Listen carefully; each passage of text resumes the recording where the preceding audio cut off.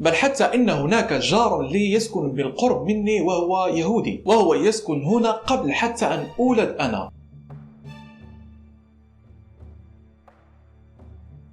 السلام عليكم. الكثير من الناس لديهم لمحات بسيطة عن تاريخ احتلال فلسطين وتشريد شعبها، والكثير من الناس أصبحوا يا إما يتناسون أو يتغاضون عن أصل المشكلة. اليوم في هذا الفيديو وبناء على تصويتكم في الانستغرام سأسرد لكم باختصار قصة احتلال فلسطين. لن أعود بالزمن طويلا، لكن سأسرد لكم أهم الأحداث التي ساهمت في احتلال فلسطين.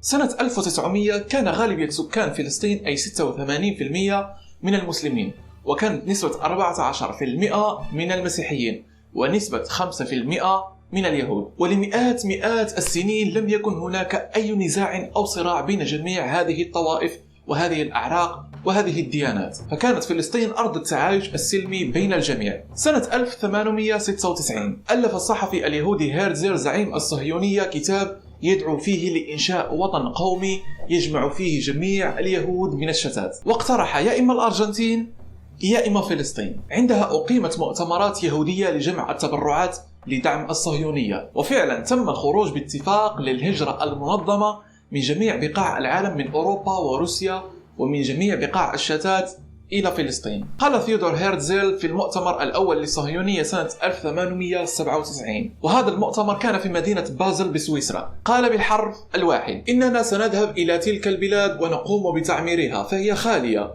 وهي أرضنا، وإذا وجدنا فيها أحد فسوف نسخرهم لتنقية أرضنا من الحشرات وغير ذلك من الكائنات الضارة، ثم نقذف بهم خارج البلاد. بعد هذا المؤتمر بدأت الحركة الصهيونية محاولة الحصول على فلسطين كاملة وبسرعة بدلا من الاستيطان البطيء، وذلك بتشجيع موجات الهجرة اليهودية إليها. وفي 16 مايو سنة 1916 وقعت اتفاقية سايكس بيكو التي نصت على جعل فلسطين تحت الانتداب البريطاني بعد الحرب العالمية الأولى. ويقول بلفور وزير الخارجية البريطاني إلى يهود العالم في رسالته إلى اللورد كيرزون، والذي هو بنفسه كان معارضا للوعد سنة 1919: إننا نريد أن نوجد مجتمعا صهيونيا جديدا في فلسطين، فالصهيونية ضاربة في جذور التاريخ وممتدة إلى واقعنا ثم إلى مصالحنا في المستقبل، وهي أهم بكثير من 700 ألف عربي موجودون الآن في فلسطين. ثم إننا لا نريد أن نقيم وزنا لتقرير المصير العددي هناك الآن، سنقيم المجتمع الجديد وسوف يصبح بعد سنوات محددة هو الأغلبية هناك، ويقصد هنا المجتمع اليهودي. وتماما كما خطط، أصدر وزير الخارجية البريطاني في 2 نوفمبر سنة 1917 تصريحا ينص على إنشاء وطن قومي لليهود في فلسطين، وأطلق عليه وعد بلفور. وخلال هذه الفترة بدأت أعداد كبيرة من اليهود تهاجر إلى فلسطين بمساعدة بريطانيا، وأصبح عدد المستوطنات الصهيونية في فلسطين يزداد يوما بعد آخر، بينما اتبع الشعب العربي الفلسطيني هناك أسلوب المقاومة المسلحة والمظاهرات لمواجهة المخططات البريطانية والصهيونية هناك. فبدأوا بثورات مسلحة ضد محاولات توطين اليهود في فلسطين، بدءا بالانتفاضة العربية سنة 1921، وثورة البراق سنة 1929، والثورة العربية الكبرى سنة 1936، وتجددها سنة 1937 إلى غاية 1939، وفي نفس الوقت الذي استمرت فيه بريطانيا بسرقة الأراضي وتهويدها. وبعد كل هذه الأحداث صدر قرار التقسيم. أصدرت الأمم المتحدة بنفسها قرار في 29 نوفمبر سنة 1947 بتقسيم فلسطين إلى دولتين، يهودية وفلسطينية، وتم إعطاء 54% من أراضي فلسطين لليهود، أي أن الأمم المتحدة أعطت ما لا تملك لمن لا يملك. وعشية إصدار قرار التقسيم كان عدد الفلسطينيين هو 2,65 مليون نسمة مقابل 56 ألف يهودي، أي بنسبة 69% فلسطينيين و31% فقط يهود، رغم أن نسبتهم 31% فقد أعطوهم 54% من الأرض. بعد هذا القرار المشؤوم انسحبت بريطانيا من فلسطين في 14 مايو من سنة 1948، وصارع أحد قادة الحركة الصهيونية ديفيد بن غوريون إلى إعلان قيام الكيان الصهيوني وعودة الشعب اليهودي إلى ما سماه أرضه التاريخية. ونتيجة لتلك الكارثة التي أطلق عليها النكبة، شهدت المنطقة إلى ما يقرب من 70 سنة الآن حروب ومواجهات ونزاعات مسلحة بين الدول العربية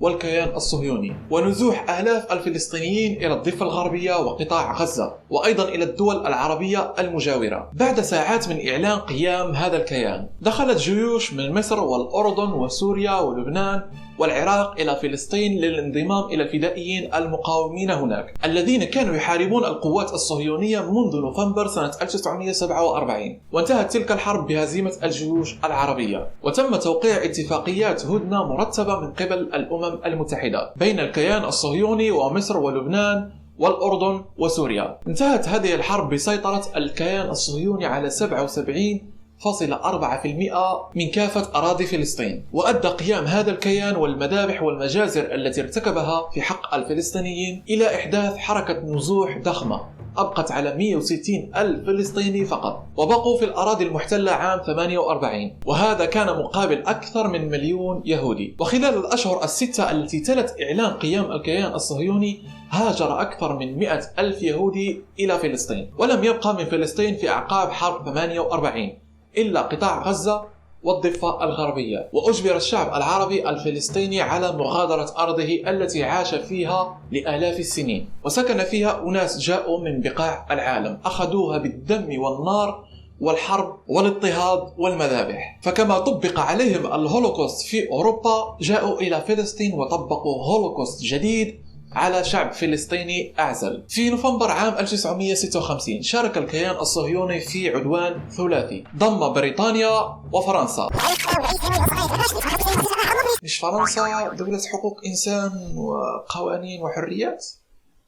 نسيت، غريب. هذا العدوان كان على مصر بعد قرار الرئيس عبد الناصر تأميم قناة السويس، واحتلت قطاع غزة وشبه جزيرة سيناء، لكنها انسحبت في مارس 1957 بسبب المقاومة الشعبية والضغوط الدولية وبعض من قرارات الأمم المتحدة. وواصل الشعب الفلسطيني مقاومته للاحتلال الصهيوني أملا في عودته إلى أرضه بعمليات مقاومة فدائية استمرت ما بين 51 و 56. قابلها الكيان الصهيوني باعتداءات ومذابح ومجازر إرهابية ضاح ضحيتها آلاف الفلسطينيين الشهداء. في 5 يونيو من سنة 67 شن الاحتلال الصهيوني عدوانا بربريا على 3 دول عربية، وهي مصر والأردن وفلسطين. وكان من نتيجة هذا العدوان أن سيطر الاحتلال الصهيوني على كافة الأراضي الفلسطينية بعد أن احتل قطاع غزة والضفة الغربية، بالإضافة إلى شبه جزيرة سيناء المصرية وهضبة الجولان السورية. وفي عام 73 دخلت مصر وسوريا في حرب مع الكيان الصهيوني لاستعادة الأراضي المحتلة عام 67، وهاجمت الدولتان الكيان المحتل بشكل مباغت، وهذا كان في 6 أكتوبر الذي يصادف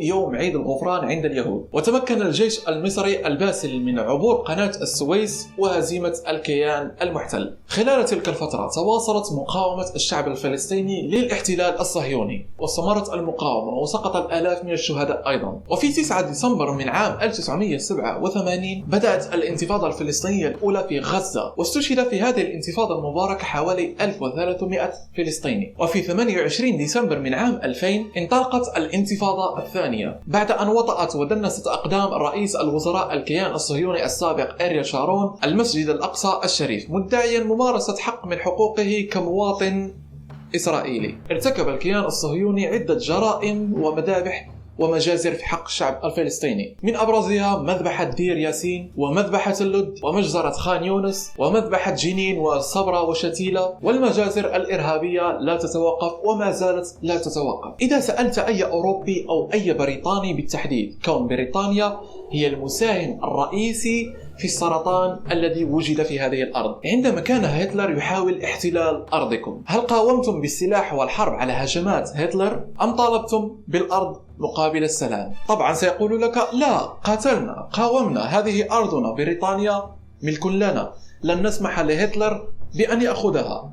وطبعا ستجد أن الرجل سيغضب أمامك. إذن هو نفس المنطق، يريدون الحرية لأنفسهم ولا يريدونها لغيرهم. حتى أن الرئيس الفرنسي نفسه إيمانويل ماكرون الجديد، رئيس دولة الحقوق والإنسان أعتقد، نعم، قال في تصريح له: لن أتنازل أبدا أمام معاداة الصهيونية لأنها تمثل الشكل الجديد لمعاداة السامية. هذا الكلام ينبع من رئيس دولة الحقوق والحريات. هناك الكثير من الناس وبالخصوص الغربيين يعتقدون أو يتم إرسال هذه الصورة لهم أن الصراع القائم في فلسطين هو بين مسلمين وبين يهود، أي أنه صراع ديني، وأن العرب يقاتلون إسرائيل فقط لمجرد كونهم يهودا. لكن الحقيقة التي لا يريدون للناس إيصالها خصوصا في الغرب أن المسلمين وعلاقتهم بأهل الذمة وأهل الكتاب هي علاقة العدل وإحسان وإعطاء لكل ذي حق حقه كمواطن عادي، وأن المشكلة اليهودية والعداء لليهود نشأت في أوروبا وليس في العالم الإسلامي الذي كان اليهود يلجؤون إليه دائما من الاضطهاد، والتاريخ يشهد على هذا الأمر طبعا. فمثلا هنا في المغرب يوجد أحياء كاملة لليهود يعيشون مع المسلمين المغاربة عاديين في وئام وسلام منذ مئات السنين، ولم يكتب التاريخ يوما أن يهوديا واحدا تعرض للاعتداء هنا على خلفيته اليهودية. وهذه الأحياء توجد منها في مدينة تسمى الملاح، سأذهب إليها وأقوم بتصويرها لكم وسأضعها في الإنستغرام. بل حتى إن هناك جار لي يسكن بالقرب مني وهو يهودي، وهو يسكن هنا قبل حتى أن أولد أنا، رغم ذلك يعيش بين الناس في سلام ووئام كأي مواطن عادي لا يتعرض له أي شخص. إذن المشكلة والعداوة القائمة ليست بين مسلمين ويهود كما يريدون للعالم أن يراها، لا، المشكلة أكبر من ذلك.